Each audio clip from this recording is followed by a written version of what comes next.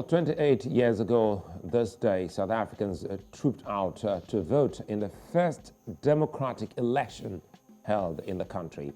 Now, this day is historic because of the stories that surround it. South Africans for decades had been disenfranchised from participating in the processes that were the marks of their citizenship. The day is for this reason known as the Freedom Day, to mark the restoration of democracy of one of the most prominent black nations in the world. In South Africa, there are questions about what the day has become amid socio-economic disparities, importance of the sustenance of democracy, and the rights of the people. On VSA Today, we take a look at South Africa's Freedom Day and the issues at hand. Welcome.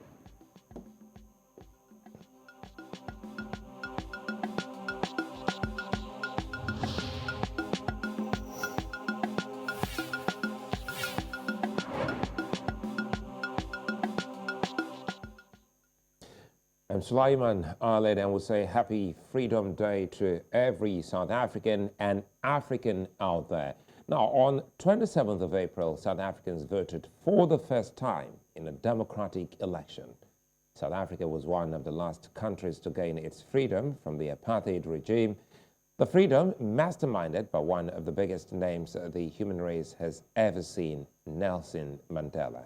The apartheid system limited black South Africans as people lived with the chains of racism. There was unequal distribution of resources and opportunities. This breakaway from the apartheid, which held the country back for so long, is one of the most significant stories of freedom on the African continent. South Africans celebrate this day today amid the victories they have achieved as a people and the issues that still battle them as a nation. Joining me to unpack this is Dianne Hawker. She's South African journalist and editor. Good to see you, Dianne, and a happy Freedom Day. Thank you, Suleiman, and happy Freedom Day to you and to all the viewers. You know, this is deeper and it goes beyond South Africa, and that is why this is going across the continent and every black, person out there on the surface of the earth, and for those who were also a part of the struggle who weren't even Africans. Now, what does this day mean to South Africa as a country? Well, I think that Freedom Day is really a symbol of how far we've come as South Africans. And I suppose also to a certain extent, it is also indicative of how far we still have to go. I was quite young when the first democratic election took place in South Africa, but I remember it quite clearly. My parents and my grandparents had never voted, even though they'd lived in this country for their whole lives. And it was quite an exciting moment for them to be able to actually go and vote. And I recall that, there were long snaking queues. We sat on in front of our TVs watching the votes, taking place in all parts of the country for the first time, with all South Africans actually being allowed to take part in this process.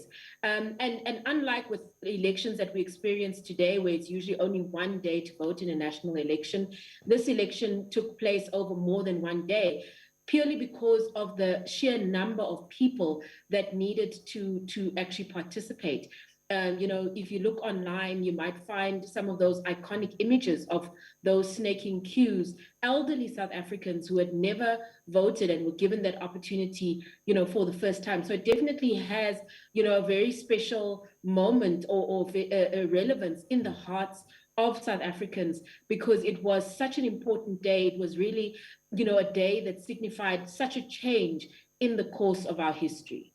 Such a change. I think the underlying word there, where you left off, let me pick it up from there, talking about change. Are the benefits expected of this freedom evident at the moment in the country? Well, I think that there have been definitely some significant changes, and we can't deny this. The President Cyril Ramaphosa, gave an address today where he spoke about some of the successes that government has seen. One of the main, outright challenges that the democratic government had was that there was this disparity in the living conditions of Black South Africans and white South Africans. Quite frankly, the house that I live in and the area that I live in, I would not have had access to in apartheid South Africa. It simply would not have been allowed. And that's true of many other South Africans and the sort of the things that they are now able to access. But I think that the challenges that still arise and that remain, that many South Africans are concerned about, are the accesses to services and whether there is an equal access to service across the country.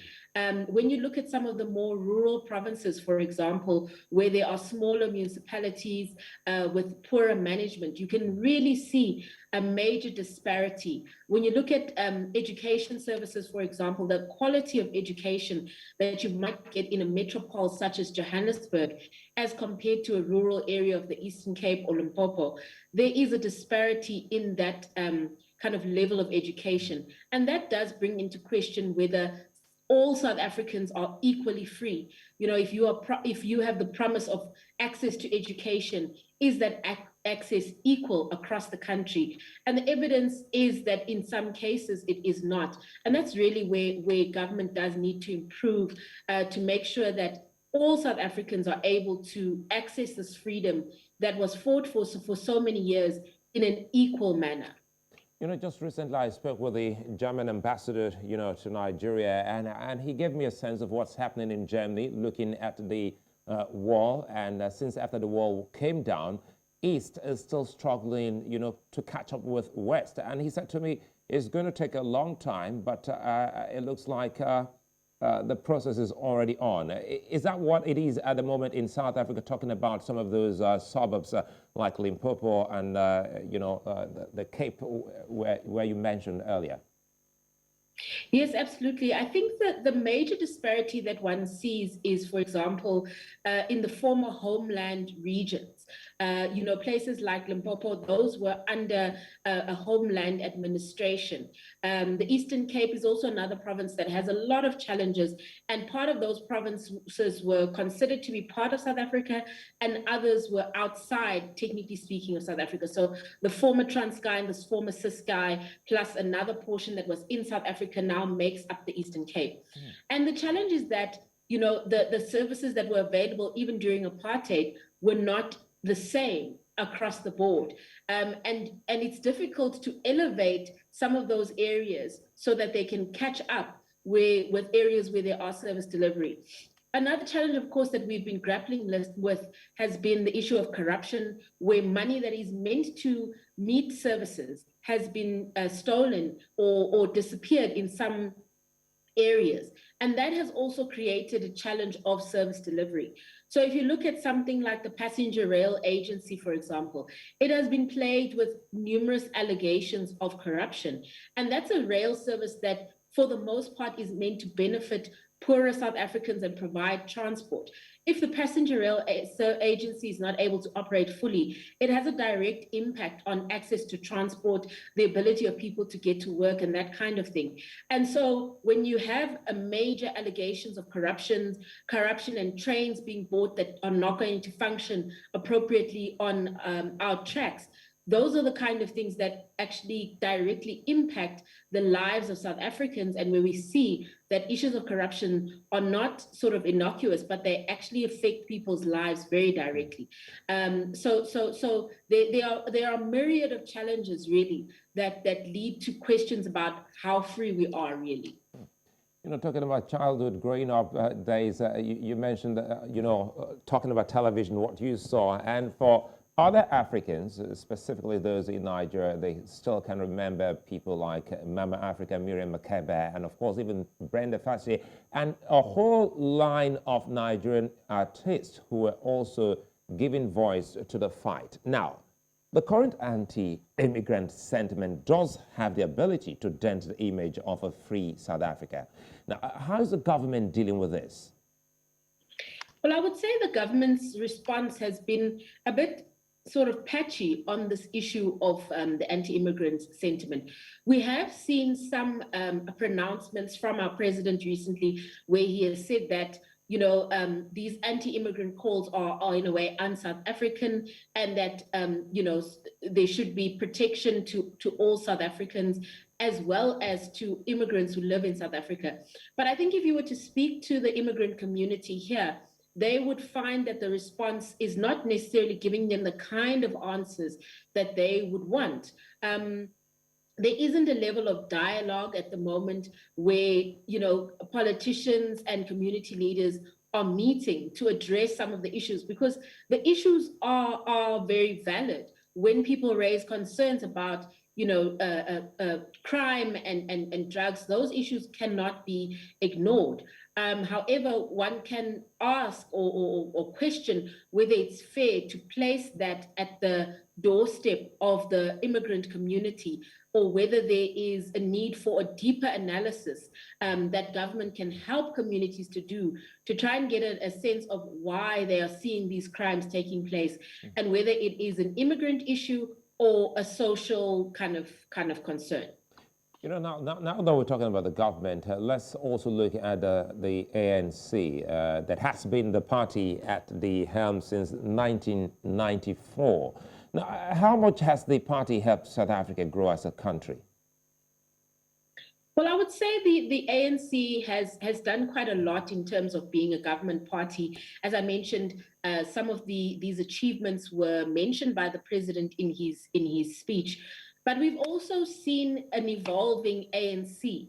We've seen a lot of factional battles within the ANC as well. And we've also seen their numbers decline over the years. Going into the next national election, which is in 2024, there are already rumblings about what kind of an ANC we might see when we go to the polls, and as to what kind of numbers they will achieve. In 1994, the ANC got an overwhelming majority of the votes, and that majority has declined over the years. I think they're sitting on about 64% in the National Assembly now, whereas their numbers were well above that in 1994. So it's an evolving ANC. I think an ANC that is in the process of kind of redefining itself and understanding itself. Initially, there was a very strong tripartite alliance, which was the SACP, COSATU, and the ANC. But to a certain extent, we've also seen a little bit of a distance developing between the SACP and the ANC, and questions about whether it's still relevant to have that kind of tripartite alliance. But of course, another thing that we've seen over time is the emergence of different opposition parties. For example, a party that is quite a large one in South Africa at the moment, the official opposition, the Democratic Alliance. Its following has grown over the years. It has also evolved. It started off as a former national party, and it rebranded itself as the Democratic Alliance, and it's now the official opposition. The EFF, for example, third biggest party in the country, a party that emerged not too long ago, and it is growing significantly in different parts of the country. And I think that in itself is also a testament to the kind of freedom that we have in South Africa, where you can see, there is an open political space where different parties are able to compete, where different parties are able to be critical of one another in the political space. And I think that's a very positive aspect of South Africa's democracy, because as we know, there are some countries on this continent that do not have that kind of open political discourse and space. Sulaiman. Well, Dianne, help me here, because I recall talking about the endless queues, which you have described as snake-like queues back then when the first elections held.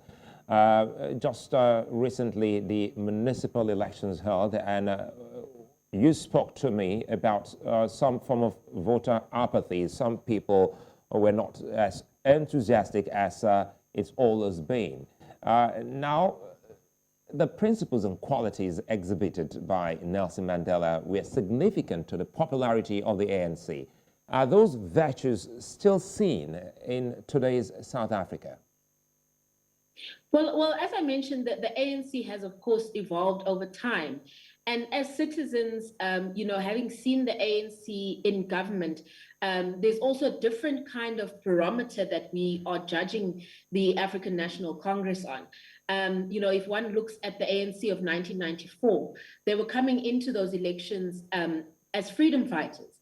The ANC of the current elections, we're looking at them with a different perspective of people that have been in government for over 20 years, who have made a number of promises over those 20 years. And citizens are, of course, looking at those promises and asking themselves, have these promises been met? In the municipal government elections, we saw a lot of shifts and movements where there were either alliances that were formed because the ANC didn't get an outright majority, or they lost some municipalities because they didn't get an outright majority. For example, the city of Johannesburg, where I live, used to be an outright ANC governed municipality.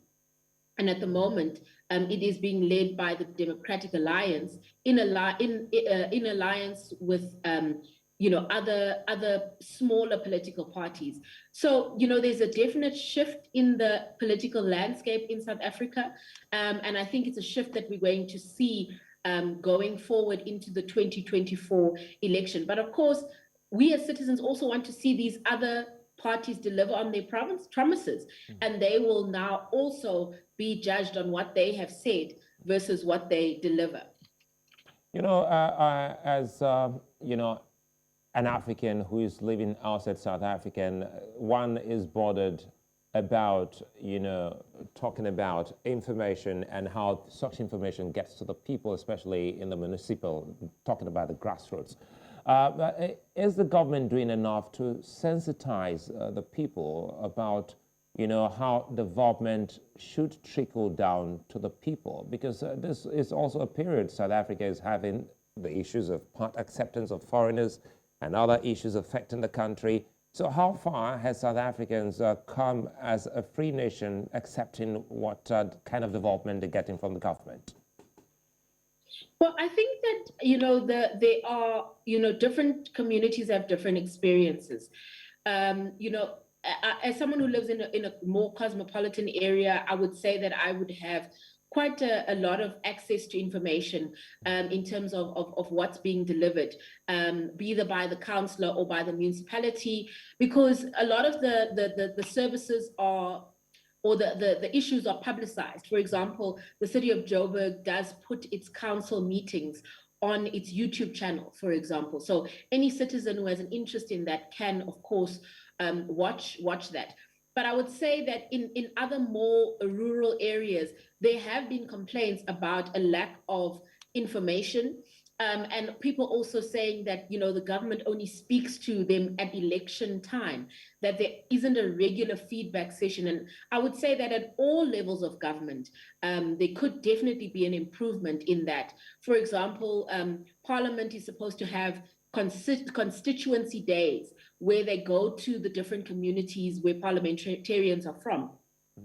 That information is not always disseminated, I would say, amongst the community members as it could be. And there's a lot of information that people could get from members of parliament if those constituency days were handled in a different manner. But on the flip side of that, we do see public participation take place when it comes to the creation of legislation.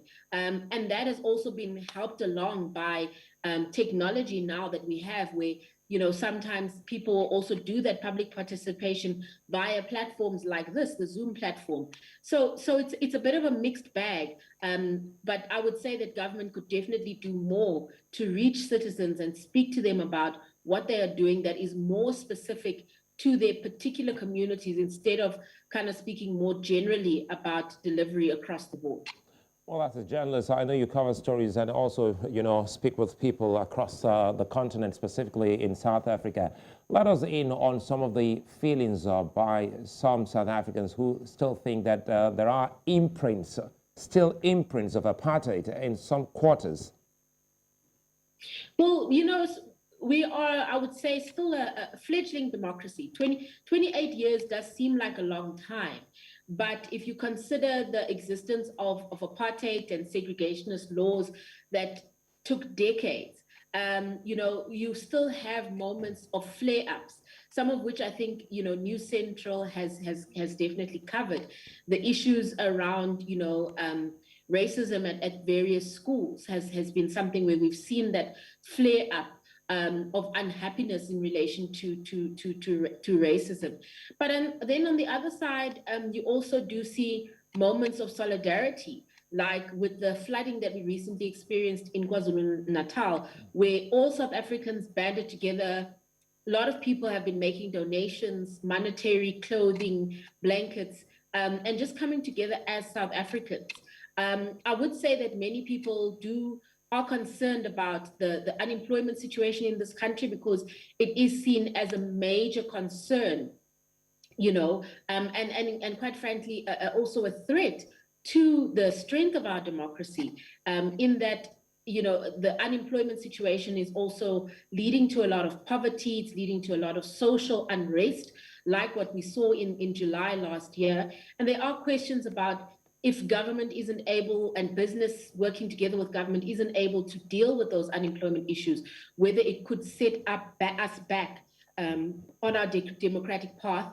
And of course, education, the quality of education is also a major concern when considering freedom and our constitutional democracy, and how much we'll be able to progress going forward.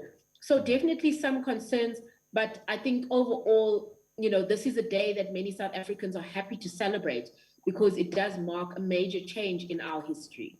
Other Africans like Nigeria, they look into South Africa, who's got an unbroken democracy since 1994. Very quickly here, trying to juxtapose what we saw in Nigeria with the ruling party, the PDP, that said it was going to rule for an unbroken 50 years. Now, earlier on, you spoke about the DA, the EFF, all making incursion into different, corners of South Africa.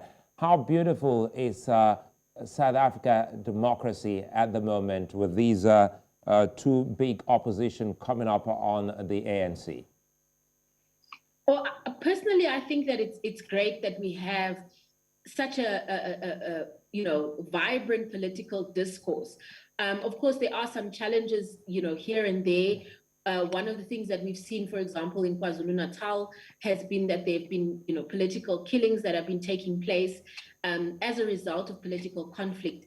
But on the whole, I think South Africans are happy to see that our democracy is growing. When it comes to debates in Parliament, for example, a lot of issues are raised by opposition parties. And in many ways, even though they don't have the majority, they do force the ruling party to have to respond and account on some issues. Some of the questions that they ask in the parliamentary sessions do lead to some revelations that are really helpful to us as citizens. And I think that is a very, very important aspect of our democracy, because it allows us to kind of have accountability within our political system. And we've now seen, especially with the municipal government elections, that not only is there a possibility of accountability, but also a possibility of change. As we've seen in many municipalities, most of the metropole municipalities have had changes in government. And that does allow us, of course, to hold those politicians accountable via our votes. But I suppose areas where we could improve is the question of what happens between those 4 years of elections. Are there other ways that we as citizens can be active in that period between elections to hold politicians accountable for the promises that they make? And I think that's where we are at the moment in our democratic process, to find ways that citizens can be more active. We've seen some things like the Fees Must Fall movement, for example, where the students didn't wait until the next election, but they acted immediately, and they said, we need to see change when it comes to student funding. There are a lot of other civil society groups that regularly litigate against government, where they have concern about some issues with policy issues. So there's a vibrancy to our democracy, which I think is very important. And perhaps other African countries can look at for some lessons of how they can also engage more in the democratic process. Before I let you go, Dianne, quickly here, let us in on how the day is being celebrated in South Africa. Well, of course, it's a public holiday. So I would say many people have been, just relaxing at home, myself included, others attending festivals and events. From a sort of broader perspective, there was an event held in Mpumalanga province, which the president addressed, which had, a military marching band and quite a lot of fanfare, just kind of to show that it's a very joyful public holiday. And then, we also saw some of the opposition parties holding separate events. The EFF held their event in Pretoria, and the focus of their event was slightly different. They spoke more about issues that we're experiencing with crime, saying that South Africans needed to get involved and make sure that they hold the police accountable on crime issues. And then we saw the Democratic Alliance holding an event in the rural Eastern Cape, not necessarily a stronghold for the DA. So I thought that was an interesting choice, but it seems that it's an area they want to make inroads into, and their focus was on poverty, saying that poverty is a big challenge to our democracy and to freedom of South Africans. But most people were just relaxing and enjoying the fact that they actually have the freedom to associate with whoever they want, to go out freely since we no longer have lockdown regulations, and in some cases also just to reflect on where we've come from. Dianne Hawker, many thanks for speaking with us, and happy Freedom Day again. Thank you. Well, from Dianne to another journalist. So when we come back, and on the square, we'll be looking at Nigeria as the country moves towards the big election in 2023. Join us again.